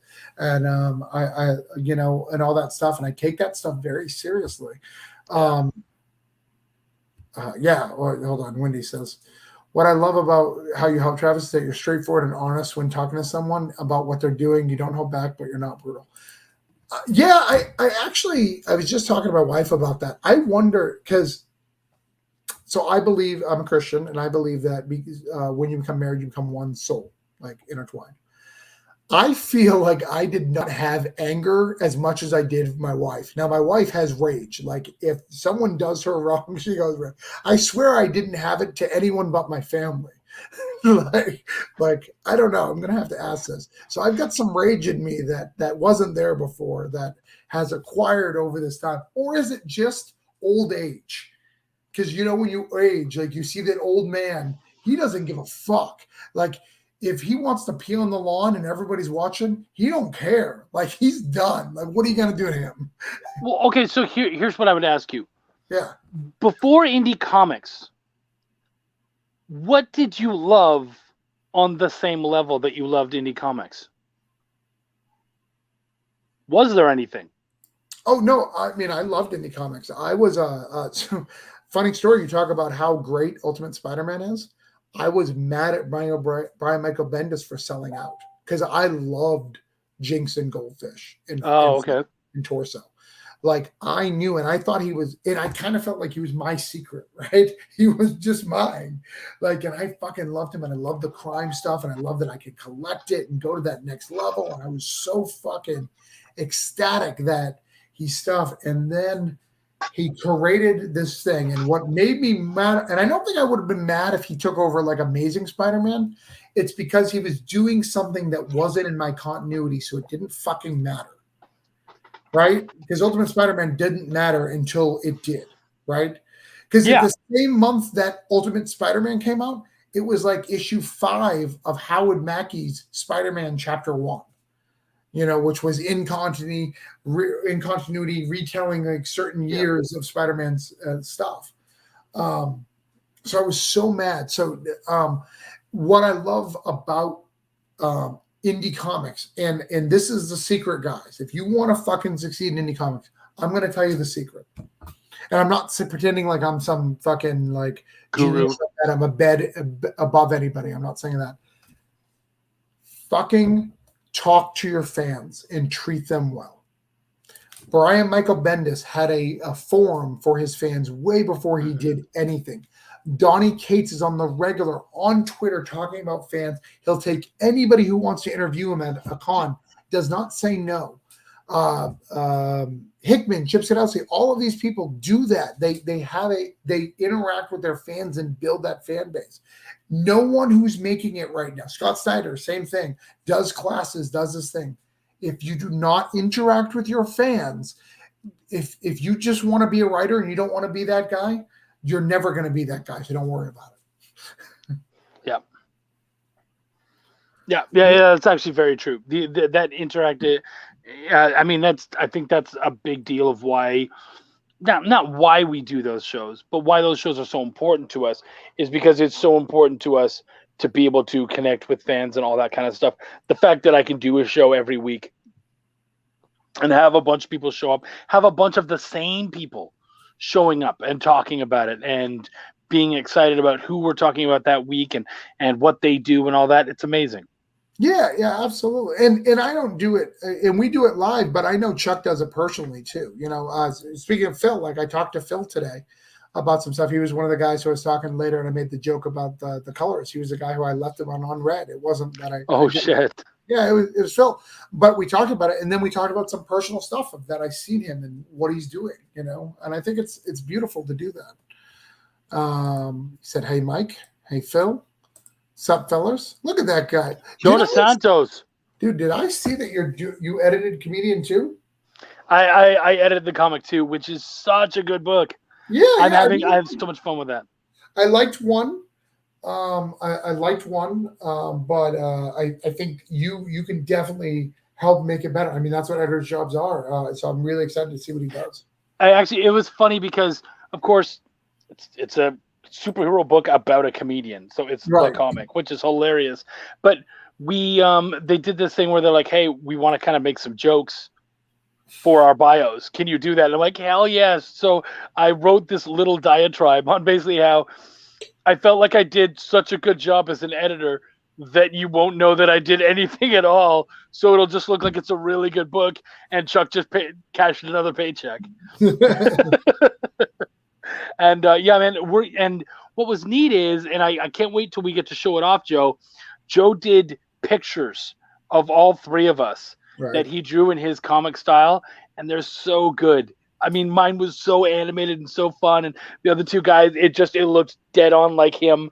I'm so excited for people to see that book. That one, if you go check it out now, check out. I put it on my page, but I know it's getting around. Save it, follow it, check that Kickstarter out because that's going to be a really fun one. And again, a guy who does it right. He's been a long delayed from issue 1, but he did get it out in time. He got everything, but he made sure issue 2 is done before he comes back and shows his presence. A lot of respect for people who do that. I think that there's a great thing. With age, my anger has decreased, but sometimes people mistake fervent determination and passion with anger. I feel you. And what was but funny? I get angry. That's not my problem, right? It's not determination. Like I get angry, right? I have the passion, and that's my normal modus operandi, right? Like, but when I'm angry, like I'm not making any fucking sense. I'm like, boom. I remember, and we will not go any further into it, but I remember a moment where Travis went full fucking rage, and I said it to him, and I don't think that he followed my advice. He followed the advice only because his wife said the exact same thing I did, and I think we both said, you need to shut the fuck up for 24 hours. You cannot react. You cannot do anything for 24 hours. You can't make any decisions. And he was like, but Ray, I'm going to explode of it. No, you're not. You're going to shut up for 24 hours. And you know what? And he did. And I feel like he made all the right choices. And sometimes we just need a good friend to tell us, dude, you got to shut the fuck up. This one's not going to work. We all need that. And my wife will fight my bet. Like, I love my wife. She will fight. She was scrappy today. Yeah, she was scrappy today. She was scrappy today, yeah. She'll fight, and then she'll private message me. And then she'll be like, Travis, you can't do that. We really have a career to make. Like, we gotta make all right, I'll work on that. She's out there shanking bitches, and then she's like, you got to be careful, though, right? This is something we want to take seriously. We're like, you still have blood on your shirt. Yeah, Sean talked to me about that today. Mike, Donny Cates was really cool when I met him in Dallas. Told him I love what he did on Doctor Strange. Yeah, dude, Donny Cates is the fucking man. And the dude has a stuttering problem. And he's worked so hard to own it and like it'd be awesome. Like fucking, he's so great. I did not know that. Sean, my two friends, two favorite international men of mystery. Mr. Keenan. You are the international man. We are American. Like we are the first country. We are the ones who started it all. I don't know what the fuck he's talking about, but whatever. Yep. Our phone code literally is 1, so that's why we know we come first. I mean, I'm not trying to be a dick. I'm just saying. Sean. What did Joe say? Oh, Joe said, "Hey, what's up, December?" Oh, thank you, buddy. December, I love you, girl. December has been my new friend. Her and I have become friends recently. We were on the same fight, and we don't know each other at all. Tell me about December. Who is this woman and why? December. Because if I love you and she loves you, like December is a cosplayer, a former wrestler, independent wrestler, amazing. But I'll tell you the thing that blew me away about December over anyone else. You know, she fights very hard for the indie community like you and I do, especially you do, more like you than me. I'm much more passive than both of you, and I own that. But hence you guys get along so well. Yeah, exactly. You guys are very much in the same vein.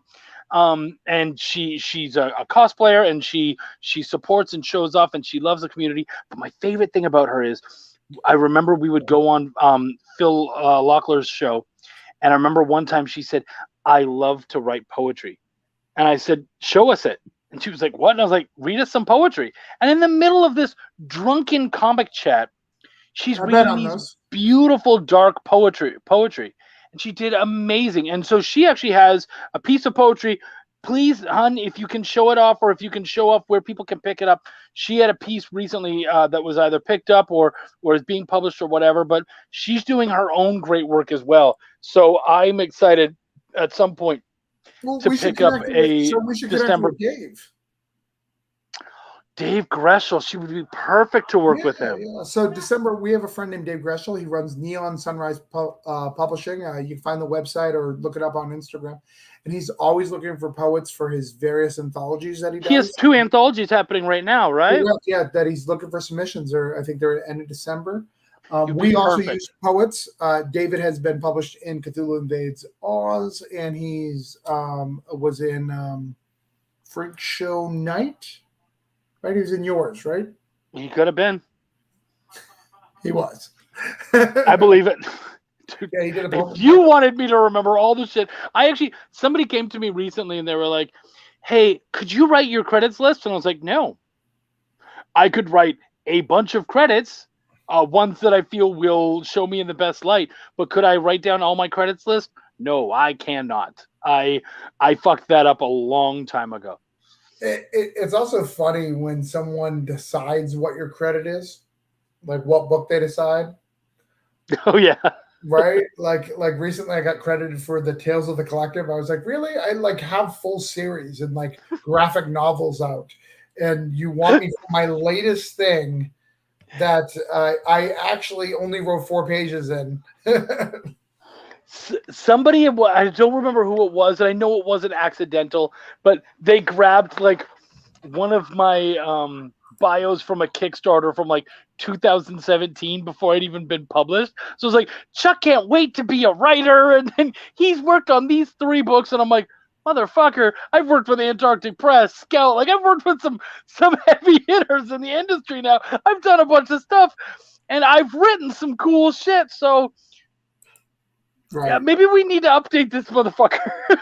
Yeah, my wife made me fix mine, and I had to fix mine. I was like, damn it. All right, I'll fix it. Is yours memorized though? Like for when it's time to write your kick, like mine is basically I know exactly what goes on there. Oh, I copy and paste it forever, and then eventually had to stop. At this point, it's just mentally copy and pasted, right. And then I've added some new things here and there. It's like, oh, you did something new, like Freak Show Night. I felt like, oh, it did really well on for Second Sight. For Second Sight, and so I was like, and Second Sight's doing really good numbers and stuff. So I was like, all right, I'll.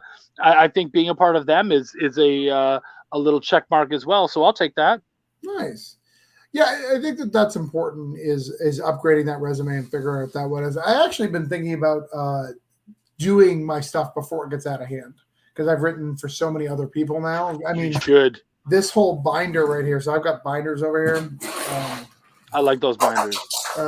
Yeah, I've showed them off before, but in this binder, this one right, I've got 2 binders here, and they're all of just stuff that isn't, mine. Government bodies or blood cell and chrome, or that one's mine. So the Return to Sender or the Pit. I was gonna say, I got Advocators in here too because they just kind of fit. But yeah, but I've done so many little things for people. I really need to get all that out. Yeah. Chuck wrote "Welcome to the Void" and demands a second issue. Well, Mike, you haven't even got the first issue yet. You've got issue 0. So I don't know what you're talking about. So demand an issue 1.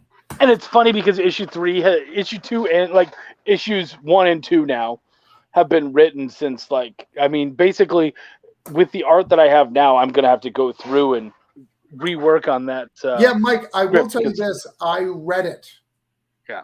I did read it way back in the day and gave him some feedback on it. So I do know that it is a full script, and I have seen art on it, and I know other people haven't. It is a thing. An actual thing that will happen at some point. Just like Wendy's next book will happen at some point. Does Heather hate your pick, Trevor? She does.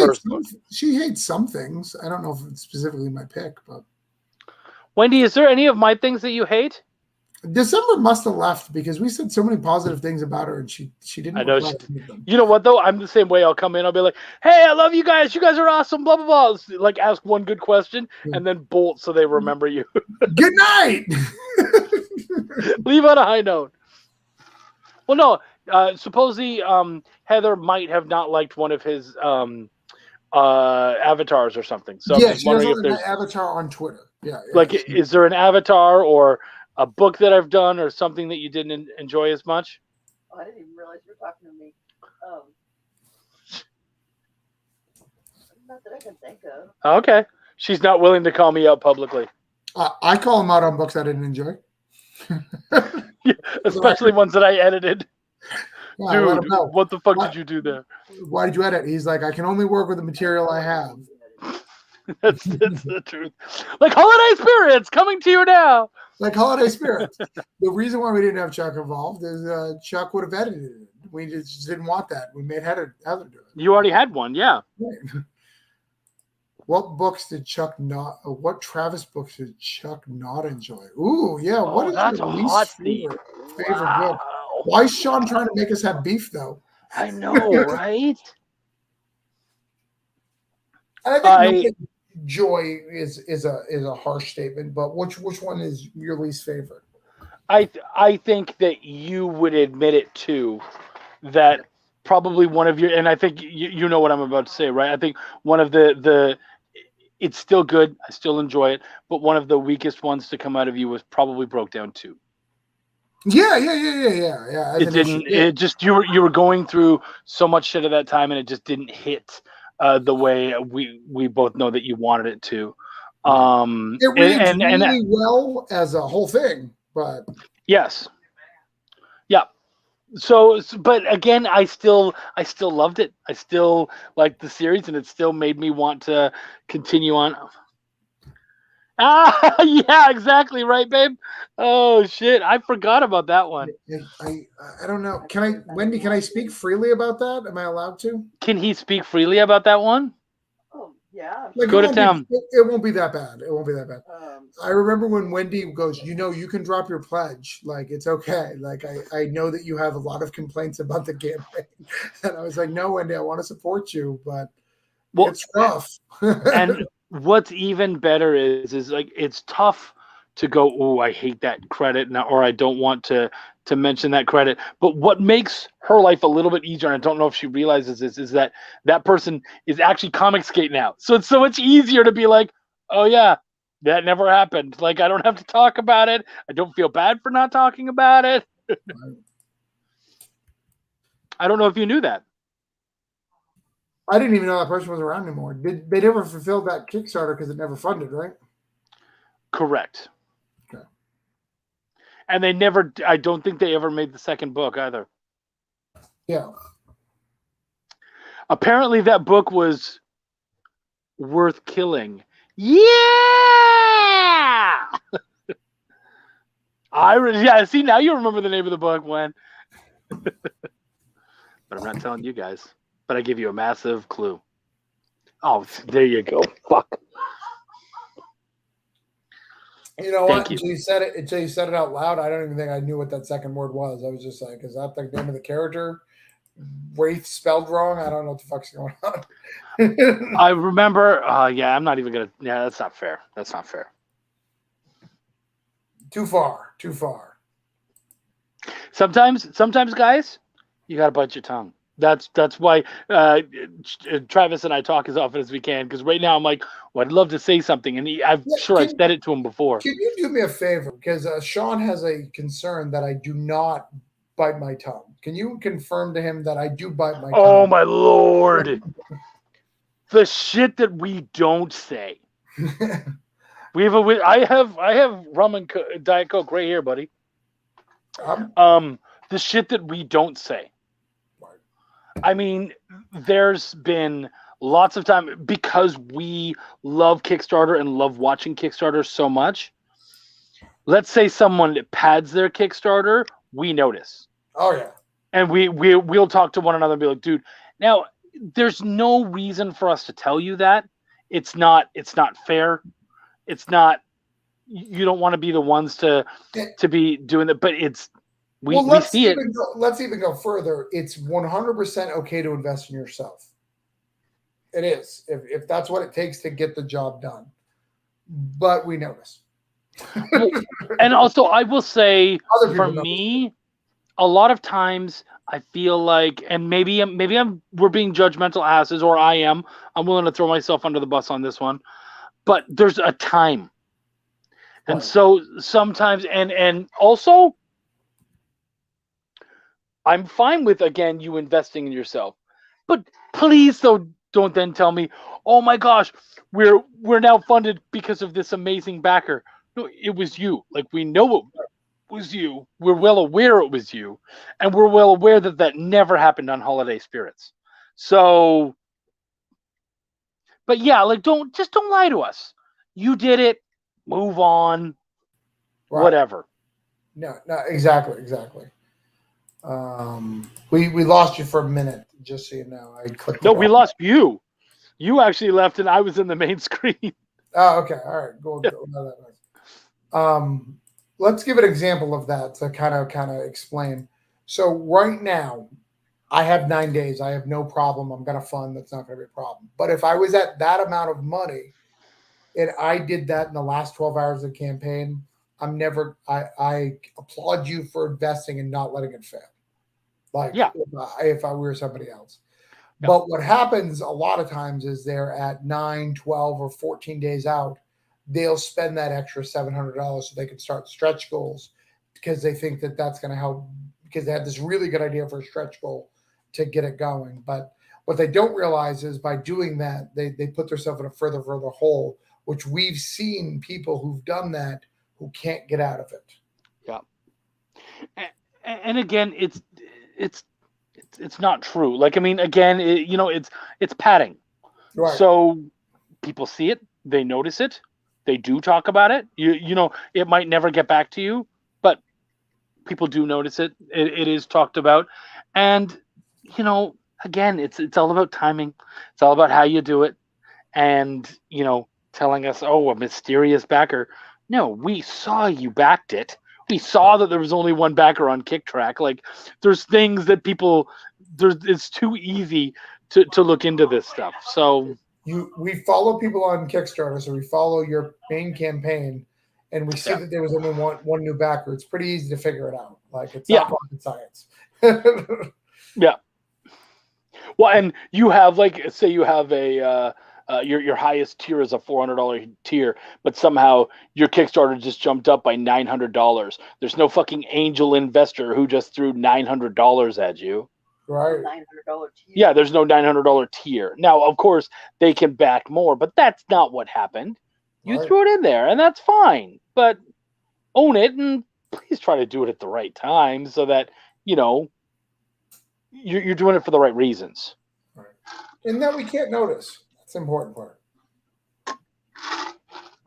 Yep. Can we talk about this campaign? Can we talk about another campaign real quick? Probably. Let's see if you can see my screen. Holiday Spirits. No, that's not actually. I'm like, we've talked about that one. Well, it's just me and you guys. Travis left for a little bit. I keep hitting the wrong button, but it really wasn't getting Holiday Spirits. But it is a funny gag, isn't it? I did like that. Yeah. So which one do we want to talk about? Can you see my screen? I can. Stray, I don't know anything about that. So Stray, you may not know anything about it, but like his last, let's see if we can show you his last campaign for Stray. Who? Vito. Okay, I don't even know him at all. All right. Yeah, so his last campaign for Stray was 294 backers and $12,000. And like right now, it's looking like he's struggling, which is crazy. And that absolutely crazy. And I don't know what happened. I don't know if there's something behind the scenes of why that is. But it's crazy. That scares me. That stuff like that scares me when someone drops, and I'm like, man, like. So if you like Stray and backed it in the past, please back it again. I've never backed it, so I don't know. No, yeah. Again, I don't know anything about it, but it's one of that's one of the things where you want to look at it and you go, okay, so what's different from the last volume to this one? Is it the time of month? Because of course we know a lot of Kickstarters are happening, are especially finishing off right now and all that kind of stuff. So is it the time of year? Or is it that there's something you didn't do that you did last time? Are you not running as great a campaign? Right. It can be any number of things. In Stray is an Action Labs book. So is it because of the Action Lab stuff? Certainly. You know, any of these things could be what it is. So it's so interesting to watch it. And that's when I bring that up just to show you guys that's what we talk about when we're private. Yeah. Now, we talk about deep things and trying to figure out the mysteries. Yeah. My question to you would be, now, is that an Action Lab book or is that a former Action Lab book? No, it's advertised in an Action Lab book. Oh, okay. Because, for Action Lab did allow a lot of those people to buy their IPs back. Right. Yeah, I mean, I'm trying to look at the campaign. Yeah, it doesn't really say one way or the other. I'm sure if they mentioned Action Lab, then it probably means they're still in the good graces. So I'm looking at 2. Oh yeah, I mean, issue 2 is literally sketch art. Oh yeah, I don't know. Volume 2 was like sketch art. Like it didn't even have pages. So I was like, all right, whatever. And it's still killed? And it's still killed, yeah. Good. But again, Kickstarter's a weird thing. You never know. Right. You never know. I mean, we try to, but. Right. But I think it's about that time to be done, I think. What do you think? I understand it. Yeah, dude, it's almost 2 a.m. for you. Yeah, it's bedtime. It's bedtime. And, Sean, hold on. No one actually knows if a story will be good when they back something. Well, yes and no. Like, if you know the writer, yeah, you know the content, if there's anything, time, sure. Yeah. But yeah. If you're talking about an issue 1 of a writer you don't know, absolutely. But if we're talking about, like, you're buying Broke Down 4, well, if you bought Broke Downs 1 through 3, you know what the fuck is going on. You have an idea of what to expect and of what to get out of that. If you're buying Holiday Spirits and you know a bunch of the people who are on there, such as Jonathan Hedrick, David Galliano, Travis Gibb, Orion, Nathan Chow. Who else we got? We got Kurt Belcher, Ricardo Alvarez, Colleen Douglas, who you guys don't know, but she's fucking fantastic. Jesus who you Dunn should know. So good. Bobby Bragdon's great. We love him. C.R. Florence is great. Hendrix's whole team is here from the recount. You want this book. You want 2 copies. You're going to want it for your kids. When the kids are crying at Christmas that they didn't get a Christmas present because you didn't buy them Holiday Spirit. Get them the book where they kill off Krampus or whatever. Right, exactly. Or get 2 copies. One is a reader and one for big money. Hold on. Sean says, in context, backers slip between campaign 1 and 2. That's actually not true. On Kickstarter, it works different than in comic stores. Actually, it increases in issue 2. Every campaign increases and doesn't go the opposite way. So when you see it start to slip, you're concerned. No, not slip. Yeah. You're not talking slips between like 7 backers or so. That's not what we're talking about. We're talking. I would call that a slip in some way. It is a slip, but not like a misstep. The one I showed you didn't. Correct. Absolutely. The one I showed you didn't. But majority of Kickstarters, their number 2s are higher than the number 1s. They should, exactly. They should be increasing and getting a bigger following throughout. So, but Wendy, do you have anything else to say before we go? Wendy, do you have anything else to say before we go? If you're in the Canyon Lake region of Texas, and you want to play illegal poker, feel free. Well, if you want to play illegal poker, or if you want to DoorDash, we're now DoorDashing, so. We'll come take care of you and bring you food late at night. Oh shit! It was fun. It's fun, man. We had a blast with it. Did Wendy get the bar? Wendy did get the bar. We do have it, and we have your other book as well, which she will be reading also. So yeah. Oh, I thought Sean gave Wendy a bar. I was super excited. Like she's dude. I'd run the hell out of that. Did you know I went to Cheers in Boston and not a fucking person knew my name? I saw the picture. I was both impressed and disappointed. It's lies and slanders. It's a fucking house of lies.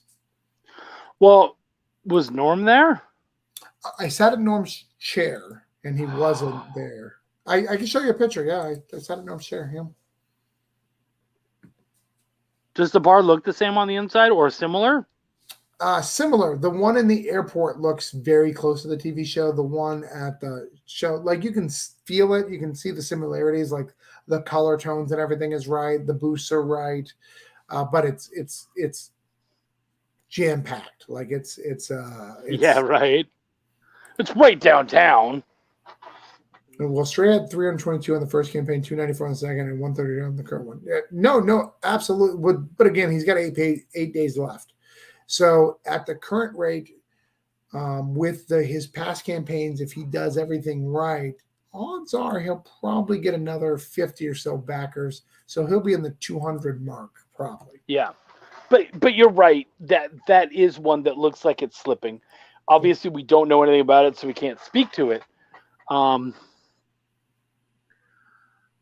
Oh, wow, that's nuts. It happens. Yeah. The link with action lab can happen. That is correct, sir.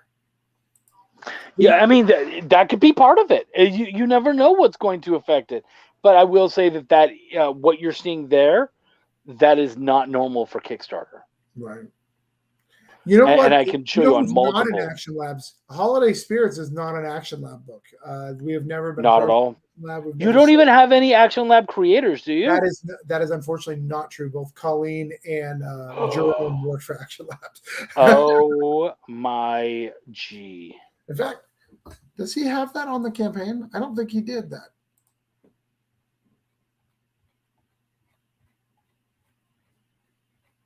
Oh shit! He never put that on there. He created a graphic for it. These creators have worked for the following companies.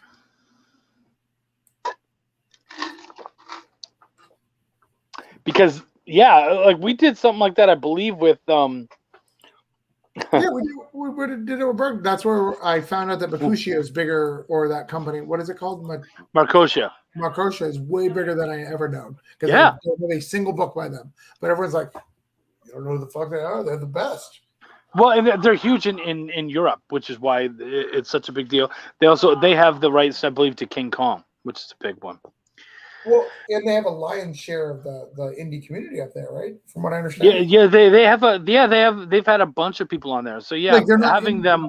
They're not image level, but they're like high end, like probably not Action Lab, but like a Source Point or a Scout, right? Or are they certainly, yeah, and they when a lot of the people who are getting like Scout, who signed with Simon and Schuster and all that kind of stuff.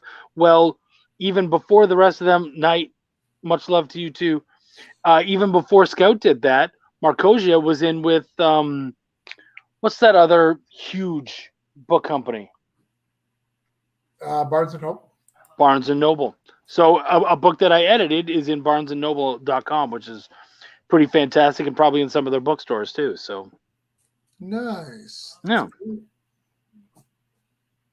So yeah, man, that's a pretty great company, and they've done a lot of stuff. But yeah, I mean, you did that for one of my favorite things was you did that for Cthulhu Invades Oz, and then you're like, so what companies are people have been a part of? And they started mentioning their own little publishing companies. It's like, no, dude. I mean, not to be rude, but you being a part of Orange Cone or Right. Bonfire Press or any of these other ones, it's not really selling books. And that's Right. okay. But, the fact that you did some work for Scout or Source Point or IDW or Boom or whoever, that's pretty cool. Let's use that. Right. We love what you're doing, but I'm actually going to ask him because I know he has the graphic. I don't know where it is, but I know he has the graphic. Hold on. Maybe it's on and you've got 9 days to take advantage of it. Dear Jerome, you done fucked up, boy. B-O-I. You're fired. You have to actually put the gif of Trump. You're fired.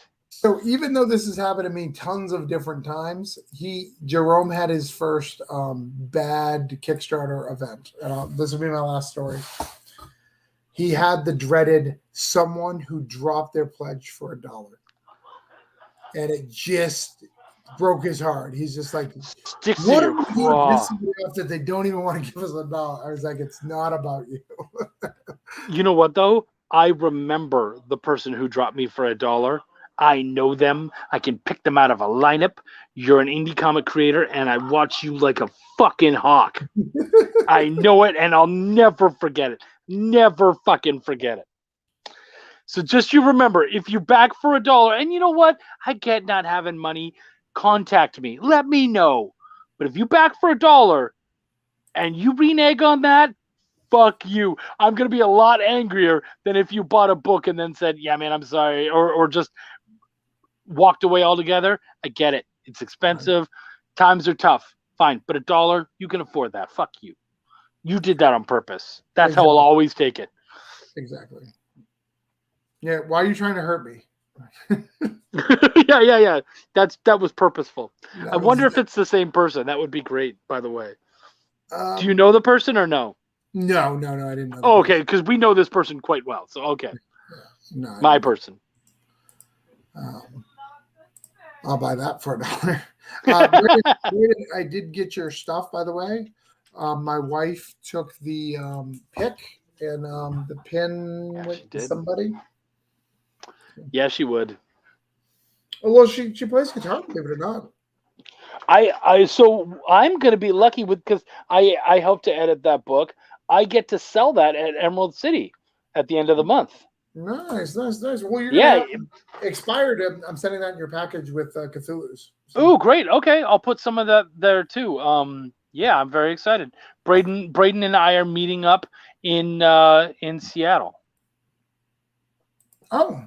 Yep, I'm actually meeting up with a bunch of clients. I've already told people, if you want me for a dinner, you better step up now because my dance card is almost full. Nice. All right, so I know I already said the last thing, but I have a friend who's really funny. He's not in the comics community, and he says funny jokes. So I'm going to leave you with this joke. So let's say goodbye, and then I'll leave with the joke. Bye, everyone. My name is Chuck, and I give a fuck. Let's hear this joke. I sometimes even steal that. I sometimes do. And he has this friend who's really funny, who has this perfect joke to end everything else with. So the joke starts with, I thought you were going to come back then. There you go. Fucking tired. All right, here's the joke. And it's just kind of a statement. And his name is Johnny Giovanni. And he said, I have a lot of respect for people who live their entire social media presence on LinkedIn. It's a superpower that just not everyone has. I'm going to leave with that because you guys all know that one guy. And you're not sure how it works, but he makes it work. Never even made a profile for it. Never been interested. You probably should. There's a lot of comic guys on there. I've heard that. But that's irrelevant. I'm certainly not living my whole life there. Right. It's definitely not to post your Kickstarter. Yeah. Much like Indie-tober, just for people who get confused, because we had to deal with that this week. And they call me out, man. They'll message me and be like, hey, Travis, did you see this? Yes, I saw it. Is it really that big of a deal? Just ignore it. All right. Good night. Take care, guys.